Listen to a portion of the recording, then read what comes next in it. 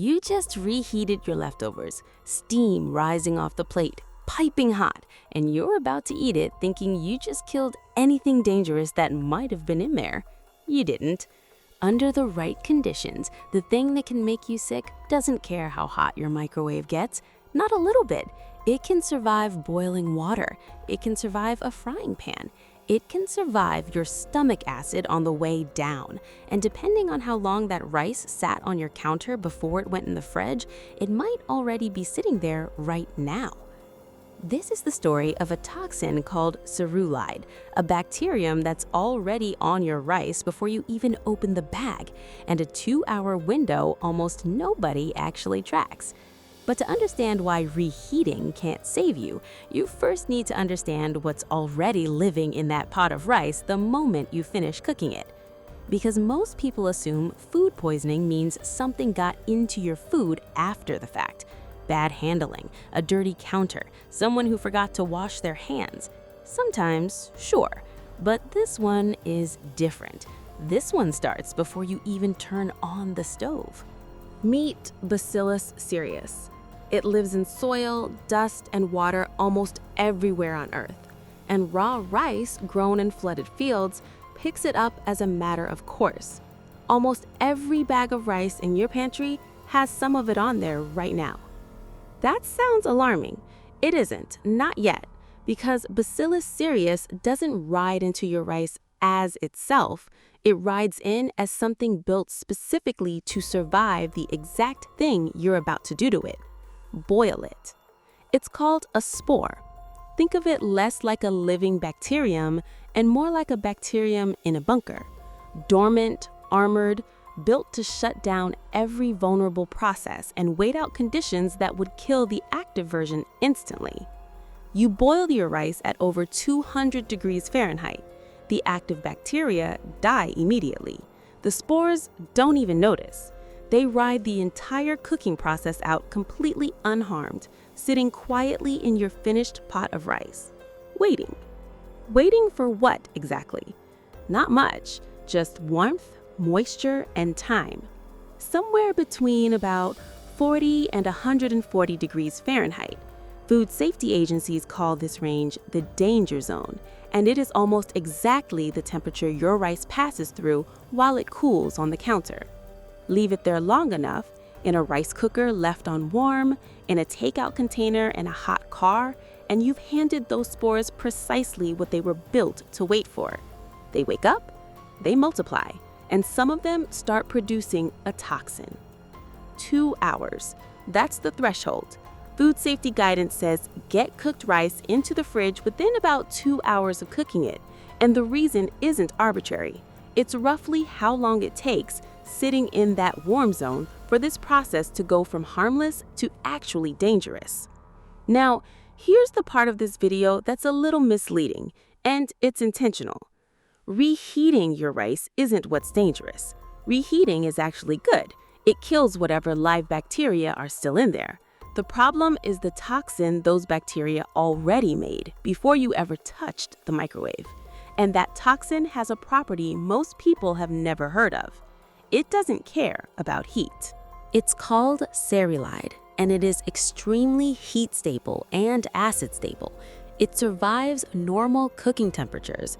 It survives frying in hot oil. It survives a microwave on high. It survives your stomach acid once you swallow it. Reheating rice thoroughly does nothing to it because reheating only kills living things, and cereulide isn't alive. It's just a molecule sitting in your food, completely indifferent to your microwave. This causes what's usually called fried rice syndrome. And there are actually 2 versions of it. Cereulide itself hits fast, usually 1 to 6 hours after eating, and it causes intense vomiting.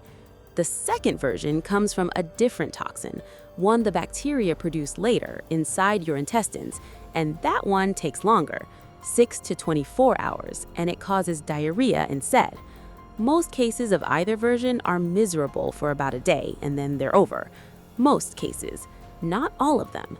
In 1994, health officials investigated an outbreak at daycare centers in Virginia where pan-fried rice had been made in advance, left unrefrigerated for hours, and served without being reheated at all. Multiple children got sick. In 2021, doctors in Austria described 5 adults who all ate from the same batch of leftover fried rice balls. Most recovered.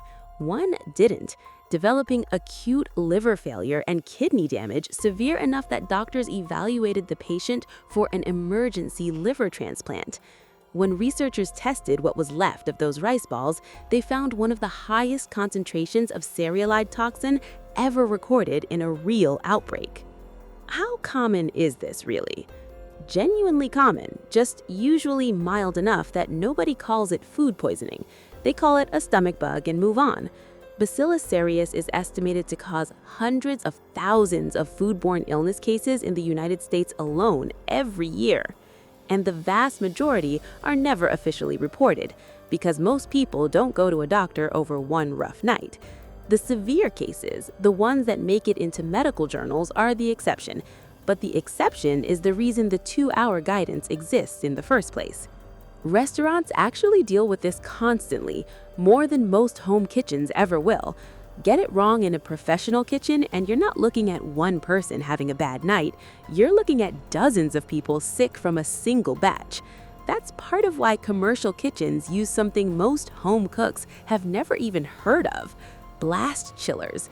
Machines built to drop a pot of hot rice from cooking temperature down through the danger zone in minutes instead of hours. It's the exact same physics you're dealing with on your kitchen counter, just compressed.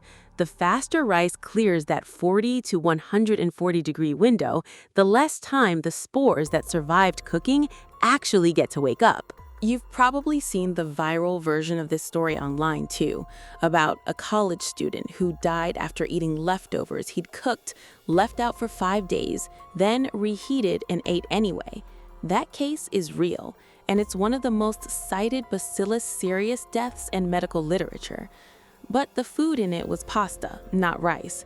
People repeat it as a rice story constantly because the mechanism is identical either way. Starchy food, left out too long, builds a toxin that heat can't undo, whether it started as rice or spaghetti. To be clear about the actual scale of this, deaths are rare.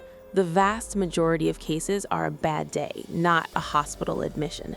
But the mechanism isn't a myth, and reheating was never the safeguard most of us assumed it was. So here's what actually works, layered the same way the danger builds. First, don't let rice sit out longer than about 2 hours after cooking, less if your kitchen is hot. Second, don't leave it in one dense pile to cool. Spread it out in a shallow container so the heat actually escapes instead of staying trapped in the middle. Third, get it into the fridge. Don't let it cool down a bit first on the counter, an instinct that quietly adds back the exact time you were trying to save. And fourth, treat rice that's been sitting in your fridge for more than a day or two as a genuine risk, not just something that's gone a little stale. Notice that none of those 4 steps involve your microwave at all. That's the whole point. So the next time you're standing at the microwave, watching the timer count down on last night's rice, remember what that heat is actually doing. It's not undoing anything. Whatever happened hours ago while it sat there cooling on your counter. The microwave was never the danger, and it was never the safeguard either. It's just reheating something that was already decided. This is Things That Make You Go, If you like this video, hit the like and subscribe buttons, and we will keep you thinking.